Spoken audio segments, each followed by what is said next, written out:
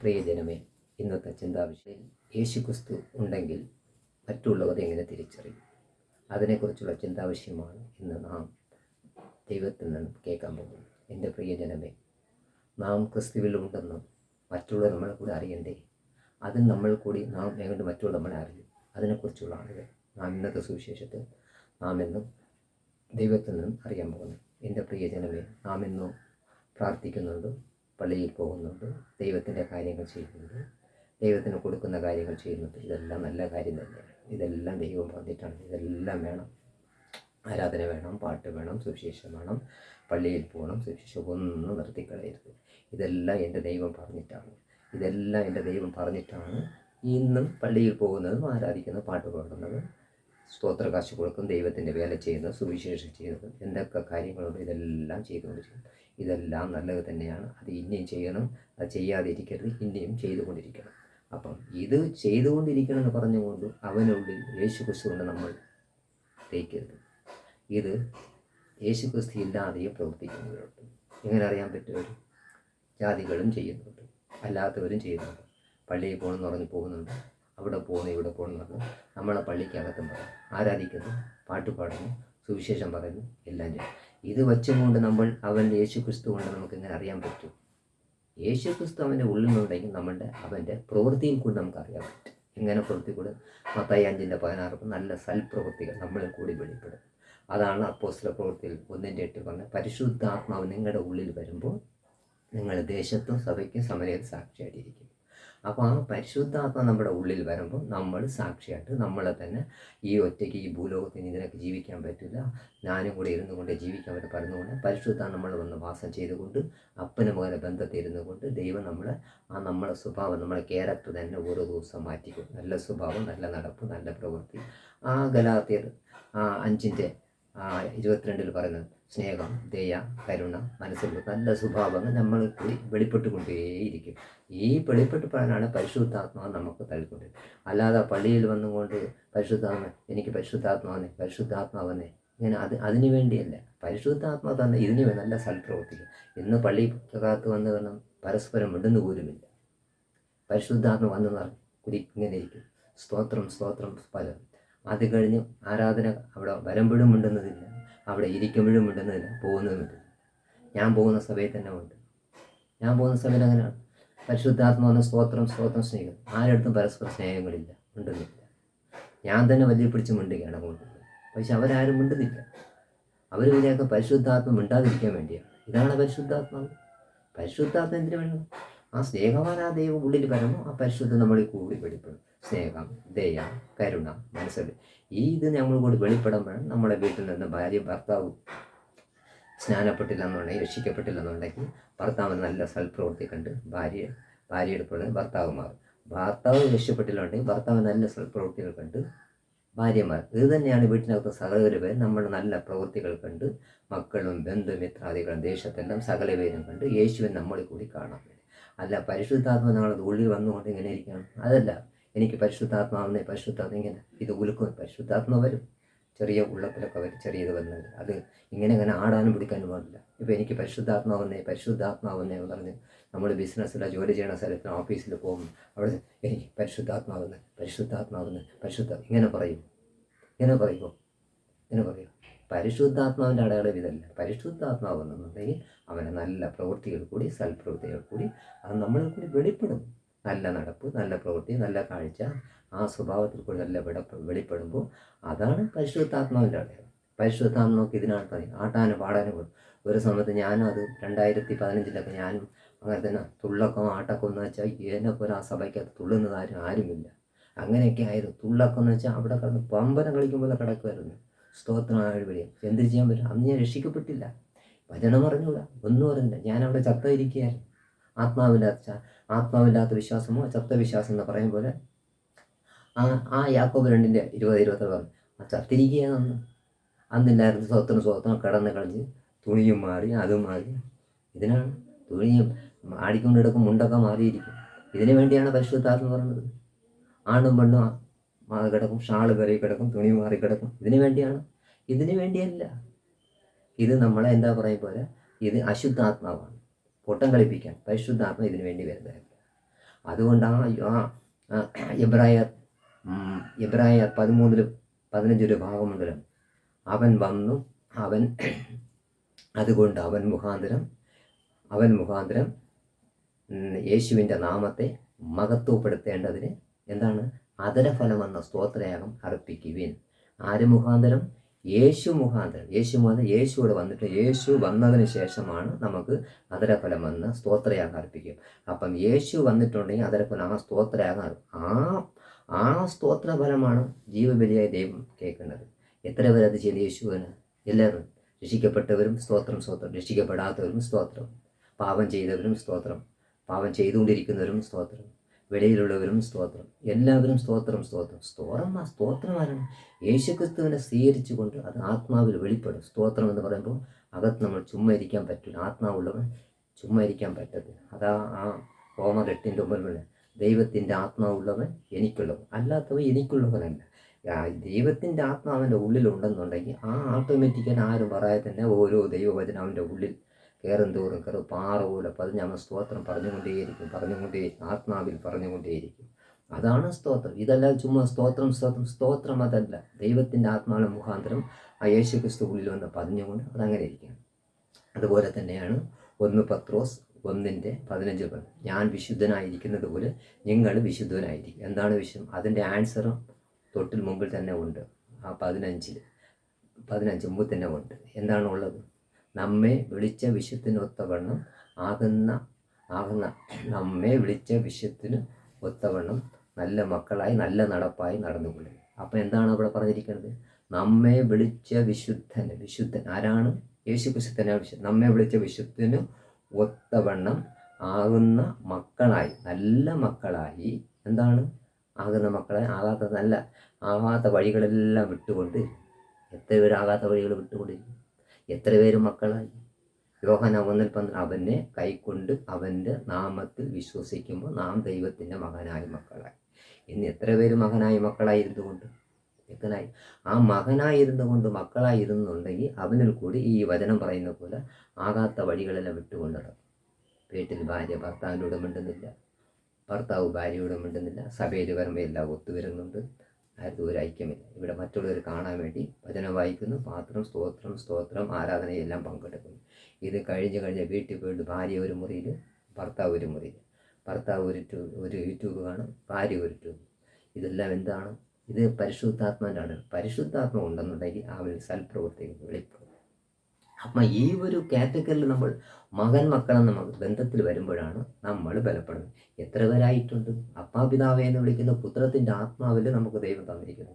ആ പുത്രത്തിൻ്റെ ആത്മാ നമുക്ക് ആയിരുന്നു അപ്പാ പിതാവേ. പിന്നെ നമ്മൾ സ്വാമി അതൊന്നും വിളിക്കത്തില്ല.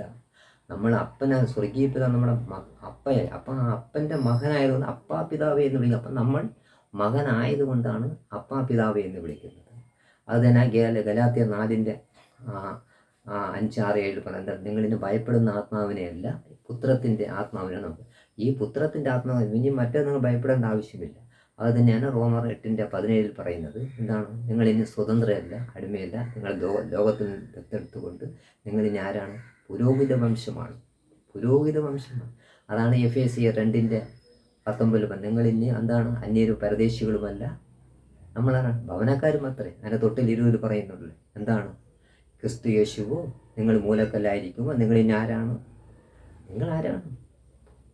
ദൈവത്തിൻ്റെ മക്കളായിരിക്കുന്നതാണ്. നമ്മളാണ് പുരോഹിതന്മാർ, പാസ്റ്ററല്ല നമ്മളാണ്. ഈ ഒരു കാറ്റഗറിയിൽ വരാൻ നമ്മൾ പാസ്റ്ററിനെ തേടി പോകത്തില്ല.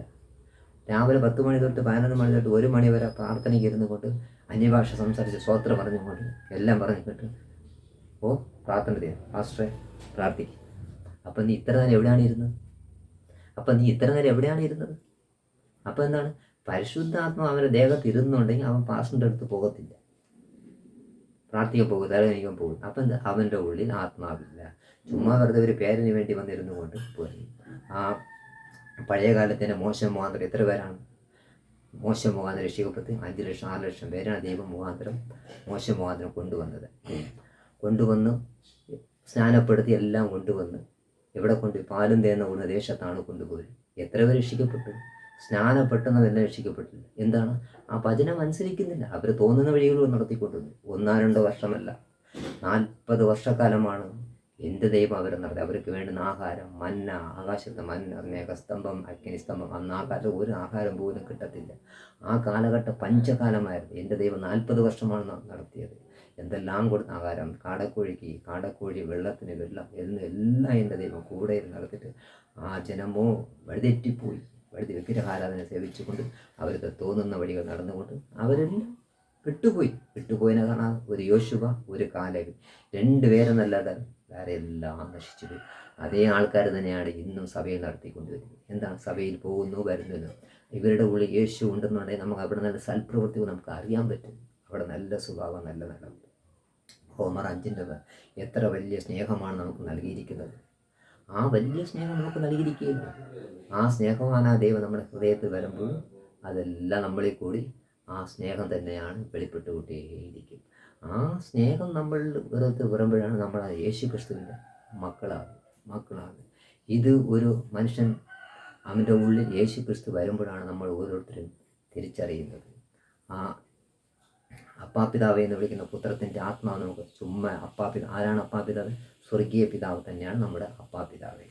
ഈ അപ്പാപിതാവ് എന്ന് വിളിക്കുന്ന സ്വർഗീയ പിതാവ് നമ്മുടെ ഉള്ളിൽ വരുമ്പോൾ നമ്മളെ മക്കളായിക്കൊണ്ട് പരിശുദ്ധത്തോടെ നമ്മളെ ഓരോ ദിവസവും ദൈവം നമ്മളെ നടത്തിക്കൊണ്ടിരിക്കും. ആ റോമർ 8:14 പറയുന്നല്ല, ദൈവത്തിൻ്റെ മക്കളാണെങ്കിൽ അവൻ ദൈവത്തിൻ്റെ മകനായിട്ടുണ്ടെങ്കിൽ അവൻ മക്കളായിക്കൊണ്ടിരിക്കും, മകനാവും. അതിനാണ് അവർ 14 പറയുന്നത്. അതേ 16 തന്നെ പറയുന്നുണ്ടല്ലോ, എന്താണ്? അവൻ അവിടെ സാക്ഷ്യപ്പെടുത്തും. റോമർ 8:16 പറയുന്നുണ്ട്, അവൻ നിൻ്റെ പ്രവൃത്തിയിൽ കൂടി, അവൻ്റെ സൽപ്രവൃത്തിയിൽ കൂടി ആ ദൈവാത്മാവ് അവൻ്റെ ആത്മാവ് ദൈവത്തിൻ്റെ ആത്മാവ് ചേർന്നുകൊണ്ട് അവനിൽ കൂടി പ്രവൃത്തിയിൽ കൂടി വിളിക്കും. അതാണ് അവിടെ സാക്ഷ്യം. അല്ല സഭയൊന്നും കൊണ്ട് അത് ചെയ്തു, ഇത് ചെയ്തു, ഭൗതിക നന്മ ചെയ്തു, അത് വാങ്ങിച്ചു തന്നു, മോളെ കല്യാണം നടന്നു, മക്കളുടെ കല്യാണം നടന്നു, അത് നടത്തി തന്നു, ഇത് നടത്തി തന്നു. ഇതെല്ലാം സാക്ഷി അവൻ്റെ സൽപ്രവൃത്തികൾ കൂടി അത് അതാണ് റോമർ 8:14. അവൻ്റെ ദൈവത്തിൻ്റെ ആത്മാവിനെ കൂടി ചെയ്യുന്നതുകൊണ്ട് അവനെ തന്നെ വെളിപ്പെടും. നമ്മൾ ഒരാളുടെ സംസാരിക്കുന്നതിന് നമ്മളിൽ കൂടി അവൻ്റെ പ്രവൃത്തികൾ വെളിപ്പെടും. ആ വെളിപ്പെടുമ്പോൾ അവൻ ആരാണെന്ന് നമ്മൾ അവനെ കൂടെ തിരിച്ചറിയും. അതല്ല സഭയിൽ വന്നവരൊന്നും പാട്ട് പാടുന്നതും ആട്ടവും പാട്ടവും കൂത്തും സുവിശേഷം ഇത് പറയുന്ന വെച്ചുകൊണ്ട് അവൻ്റെ അടുത്ത് ദൈവാത്മാവുണ്ടെന്ന് നമുക്കത് വിലയിരുത്തരുത്. ഒട്ടേ നിങ്ങളെ പറ്റിക്കുകയാണ്. നിങ്ങൾ പറ്റിച്ച് നിങ്ങൾ ഇനി അതിലേക്ക് പോകരുത്. നിങ്ങൾ ചെയ്യേണ്ടതെന്നാണ് രക്ഷിക്കപ്പെടണം. രക്ഷിക്കപ്പെടാതെയാണ് ഇന്ന് സഭകളിൽ 90% ആൾക്കാർ ഒരു പേരിന് വേണ്ടി മുങ്ങിസ്നാനം എടുത്തുകൊണ്ട് ദൈവത്തിൻ്റെ ആത്മാവില്ലാതെ മാനസാന്തരമില്ലാതെ കൊണ്ട് അവരുടെ ഇഷ്ടത്തിനെ കൊണ്ട് മുങ്ങിയെടുത്ത് ഒരു മെമ്പർഷിപ്പ് കൂട്ടാൻ മേടിച്ച് ഇന്നാണ് മുഖ്യ സ്ഥലങ്ങളിൽ നടന്നുകൊണ്ടിരിക്കും. ഇതിന് നിങ്ങൾ വണങ്ങരുത്. നിങ്ങൾ അപ്പൻ്റെ പാദപീഠത്തിൽ വണങ്ങി രാവിലെ കഴിച്ച ഒരു പ്രാർത്ഥന ടി വിയുടെ മുമ്പിൽ നിന്ന് പോയി ഇരിക്കരുത്. ടി വിയുടെ മുമ്പിൽ പറഞ്ഞ പ്രാർത്ഥനയില്ല. നിങ്ങൾ അശുദ്ധാത്മാക്കളാണ് നടത്തിക്കൊണ്ട് യഥാർത്ഥ ആത്മാക്കളല്ല. നിങ്ങളതിന് ദൈവത്തിൽ നിന്ന് നിങ്ങൾ തെറ്റിപ്പിക്കുകയാണ്. നിങ്ങൾ ചെയ്യേണ്ടതെന്ന് അപ്പൻ്റെ പാദപീഠത്തിൽ പോയിരുന്നുകൊണ്ട് രാവിലെ കഴിച്ചുകൊണ്ട് അപ്പൻ്റെ മുഖ്യ പ്രാധാന്യം അപ്പയ്ക്ക് കൊടുക്കണം. ഭൗതിക കാര്യങ്ങൾ നിങ്ങളത് കൊടുത്തുകൊണ്ട് വേണം നിങ്ങളുടെ ഓരോ ആവശ്യങ്ങൾക്കും പോകേണ്ടത്. അതല്ല എഴിച്ചവണ ടി വി പെട്ടിയുടെ മുമ്പ് യൂട്യൂബിലൊന്നും നിങ്ങൾ കയറി ഇതെല്ലാം നിങ്ങൾ ദൈവത്തിൽ നിന്ന് പിന്തിരിക്കുകയാണ്. അപ്പോൾ എന്താണ് ആ യേശയ്യ 59:1-2 പറയുന്നത്? എന്താണ്? നിങ്ങൾ ഈ കേൾക്കാതെ എൻ്റെ കാത് മന്ദഭവിച്ചിട്ടില്ല, എൻ്റെ കാത് കുരുടിയിട്ടില്ല. അപ്പം എന്താണ്? എൻ്റെ തൊട്ട് താഴെ പറഞ്ഞത്, എനിക്ക് നിങ്ങളുടെ ഉള്ളത്തിൽ വരാൻ പറ്റുന്നില്ല. എന്താ വരാൻ പറ്റുക? നിങ്ങളുടെ ഹൃദയമോ നിങ്ങളുടെ വഴിയിൽ നടത്തിക്കൊണ്ടിരിക്കുകയാണ്. നിങ്ങളുടെ ഇഷ്ടത്തിന് പോയിക്കൊണ്ടിരിക്കുകയാണ്. എൻ്റെ ആത്മാവ് നിങ്ങളിലില്ല. എൻ്റെ ആത്മാവ് ഉണ്ടെന്നുകൊണ്ട് നിങ്ങൾ ഞാൻ പറഞ്ഞ വഴി കൂടി നിങ്ങൾ നടക്കും. അതില്ലല്ലോ, എനിക്ക് വരാൻ പറ്റുന്നു. എൻ്റെ ദൈവജനമേ, നിങ്ങൾ പറ്റിച്ച് എന്താ പറയും പോലെ നിങ്ങളുടെ തോന്നുന്ന വഴികളിലേക്ക് നടക്കരുത്. നിങ്ങൾ യേശയ്യ 1-15 പറഞ്ഞിട്ടുണ്ടല്ലോ, എനിക്ക് മേഘസ്തംഭം വേണ്ട, ആരാധന വേണ്ട, പാട്ട് വേണ്ട, ഇതെല്ലാം വേണ്ടെന്നാണ് ദൈവം. എന്താണ് യേശയ്യ മുഖാന്തരം കൊടുത്തതെല്ലാം മോശ മുഖാന്തരം ദൈവം കൊടുത്തിട്ടും യേശയ്യ മുഖാന്തരം പറയാൻ ഇതെല്ലാം നിർത്താൻ മതി. ഇതിനാണ് പറഞ്ഞത്. അവർ ചുമ്മാ പേരിന് വേണ്ടി ഇവിടെ വന്ന് ആരാധിക്കുന്നു, പാട്ട് പാടുന്നു, എല്ലാം ചെയ്യുന്നു. ഇല്ല, അവരെല്ലാം നിർത്താൻ പറഞ്ഞു ദൈവം. പാട്ട് കൊള്ളാത്തത് കൊണ്ടാണ്. ആമോസ് 5:21-23 ആ ഭാഗങ്ങളിൽ ഇവിടെ വന്നു, എനിക്ക് പാട്ട് വേണ്ട, ആരാധന. എന്തിനാണത് പറഞ്ഞത്? എന്തിനാണ്? പാട്ട് കൊള്ളാത്തത് കൊണ്ടാണ്. ഇതെല്ലാം ചുമ്മാ പേരിന് വേണ്ടി ചെയ്തിട്ട് പോകുന്നു. അവർ ഇത് കഴിഞ്ഞ ഉടനെ ഉച്ച കഴിഞ്ഞ് ഞായറാഴ്ച കാണുന്ന തോന്നിയവാസം പോലെ തോന്നിയ മേടിക്കുന്നവർ ഇതെല്ലാം നിർത്താൻ പറഞ്ഞു. ആ യേശയ്യ 1:16 പറഞ്ഞത് നിങ്ങൾ കഴുകി ഒന്ന് ശുദ്ധീകരിക്കും. എന്താണ് കഴുകി? നിങ്ങളുടെ മനം പോകുന്ന ജീവിക്കാതെ ദൈവത്തിൻ്റെ ഇഷ്ടം എന്താണോ ആ വഴിക്ക് നടക്കും. ആകാത്ത വഴികളെല്ലാം വിട്ടുകൊണ്ട് നിങ്ങൾ ദൈവത്തിൻ്റെ വഴി എന്താണോ ആ വഴിക്ക് നിങ്ങൾ നീക്കിക്കൊണ്ട് പ്രിയ മകനായിക്കൊണ്ട് മക്കളായിക്കൊണ്ട് ആ വഴിക്ക് നിങ്ങൾ ചെല്ലുക. അതല്ലാതെ ഒരു പേരിന് വേണ്ടി സഭയ്ക്ക് നിങ്ങൾ പോകുന്ന അത് രക്ഷിക്കപ്പെട്ടതിൻ്റെ അടയാളമല്ല, യേശു ഒരുവനിരിക്കുന്ന അടയാളമല്ല. അവൻ രക്ഷിക്കപ്പെട്ടിട്ടുണ്ടെങ്കിൽ രാവിലെ എഴുച്ച് അവൻ പ്രാർത്ഥിക്കും. അത് എത്ര വലിയവൻ നമ്മളെ വീട്ടിൽ വന്നാലും ശരിയാണ്, ഒരു മുഖ്യമന്ത്രി ആയാലും ഒരു പ്രൈം മിനിസ്റ്റർ ആയാലും ആര് വന്നിരുന്നാലും ശരിയല്ലേ, അവൻ അതിനും പ്രാധാന്യം കൊടുക്കത്തില്ല. അവന് വേണ്ട അപ്പൻ്റെ പാദപ്പെടുത്തി വരുന്ന കൊണ്ട് രാവിലെ ഇരുന്ന് പ്രാർത്ഥിക്കരുത്. നമ്മുടെ വീട്ടിൽ ആര് വരുന്നുണ്ട്? ചില വീട്ടിൽ പോയി ഇന്ന് 15 ദിവസം ഞാൻ പ്രാർത്ഥന നിർത്തി വെച്ചേക്കാണ്, 15 ദിവസം ഇനി 3-4 ആഴ്ചയ്ക്ക് ഞാൻ അവിടെ സഭയിൽ എന്താണ് പറഞ്ഞത്? അത് എൻ്റെ ബന്ധുമിത്രാദികളുണ്ട്. എത്ര ബന്ധുമിത്ര എത്ര VIP വന്നിട്ടാലും ശരി തന്നെ അവൻ സഭയിൽ പോകും, പ്രാർത്ഥനയെ മുടക്കത്തില്ല. കാരണം എന്താണ്? അവൻ്റെ ഉള്ളിൽ പരിശുദ്ധാത്മാവുണ്ട്. പരിശുദ്ധാത്മ ഇല്ലാത്തതിൻ്റെ അടയാളമാണ് 15 ദിവസം വരുന്നില്ല, 15 ദിവസം മുടക്കം, പ്രാർത്ഥനയില്ല, വായനയില്ല. രാവിലെ എത്ര പേർക്കാണ് പ്രാർത്ഥന? എത്ര പേരാണ് ബൈബിൾ വായിക്കുന്നത്? ആഴ്ചയിൽ ഒരു ദിവസം വരുമ്പം ബൈബിള് ഇവിടെ വച്ചിരിക്കണമെന്ന് പോലും അവർക്ക് അറിയത്തില്ല. വേണമെങ്കിൽ തലയാണി റെഡി വെച്ച് മറ്റേ എന്താ പറയും പോലെ പിശാചി വരാൻ പാടില്ല. പിശാചന്തി ഇതിന് ഈ ബൈബിളിനെ കണ്ടാൽ പേടിക്കും. അവനിതെല്ലാം അറിയാം. അവൻ പേടിക്കുന്ന ആരാണ്? ദൈവത്തിൻ്റെ ആത്മാവുള്ളവനാണ് അവൻ പേടിക്കുന്നത്. വേറെ അവൻ ആരെയും പേടിയില്ല. ബൈബിളിനെ കണ്ട് അവന് പേടിയൊന്നുമില്ല. ബൈബിള് കാലിന് തലമാട്ടിൽ പോയി പണ്ട് നമ്മൾ ഞാൻ ഹിന്ദു ആചാരം നടത്തിക്കൊണ്ട സമയത്ത് കാലിൽ കൊണ്ട് ചെരുപ്പെടുത്തിടുകയും തുറപ്പ് കൊണ്ടിടും, ഇരുമ്പ് കൊണ്ട് വയ്ക്കും.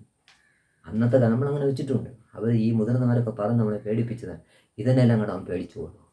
ബൈബിളിനെ കണ്ട് പേടിച്ചു പോകും. ബൈബിളിലിരിക്കണ എല്ലാം അവനറിയാം. ആദ്യം മുതൽ അവസാനം വരെ എല്ലാം അവനിതൊന്നും വിഷയം. അവന് ഒരു വിഷയം മാത്രമേ ഉള്ളൂ, ദൈവത്തിൻ്റെ ആത്മാവ് ആരിലുണ്ടോ അവൻ വരില്ല. അവൻ ബെഡ്റൂം വരെ വരും, പക്ഷേ അവൻ്റെ ഉള്ളത്തിന് മാത്രം വരാൻ പറ്റത്തില്ല. എന്താണ് വരാൻ പറ്റത്തില്ല? അവൻ്റെ ഉള്ളിൽ ദൈവാത്മ ബന്ധമല്ല. ദൈവത്തിൻ്റെ ആത്മാവുള്ള അവൻ ബന്ധത്തിലിരിക്കുകയാണ്. കാരണം ഇവിടെ ദൈവത്തിൻ്റെ ആത്മാവ് തരാൻ വേണ്ടിയാണല്ലോ യേശു ക്രിസ്തു നമുക്കിവിടെ വന്നത്. ആ യേശു ക്രിസ്തു നമ്മുടെ ഹൃദയത്തിനകത്തൊന്ന് സ്വീകരിക്കുമ്പോൾ മാത്രമാണ് നമ്മൾ മക്കളായി വരുന്നത്. ഇനി എത്ര പേരെ ഞങ്ങൾ സ്വീകരിച്ചിട്ടുണ്ട്? ഒരാൾ നമുക്ക് പറയാൻ പറ്റും അവൻ്റെ ഉള്ളിൽ യേശു ക്രിസ്തു ഉണ്ട്. യേശു ക്രിസ്തു ഉണ്ടെന്നിട്ട് അവളുടെ കൂടി നല്ല സൽപ്രവൃത്തികൾ ഞാൻ നേരത്തെ പറയുന്നു. സഭയ്ക്കകത്ത് പരസ്പരം മിണ്ടുന്ന പോലുമില്ല. 1 വർഷമായി, 2 വർഷമായി, 3 വർഷമായി, 4 വർഷമായി ആരെയും അറിഞ്ഞൂടാ, പേര് ചോദിച്ചറിഞ്ഞൂടാ. അവരിങ്ങനെ ആക്കി തന്നെ പരിശുദ്ധാത്മ വന്നു കഴിഞ്ഞാൽ ആർക്കും മിണ്ടാൻ പാടില്ല. യേശു അതാണ്. ദൈവം സ്നേഹമല്ലേ? എൻ്റെ കൽപ്പനകളെ അനുസരിച്ച് ദൈവം എന്താണ്? ഞാൻ നിങ്ങളെ സ്നേഹിച്ച് നിങ്ങൾ മറ്റുള്ളവരെ സ്നേഹിക്കുന്നു.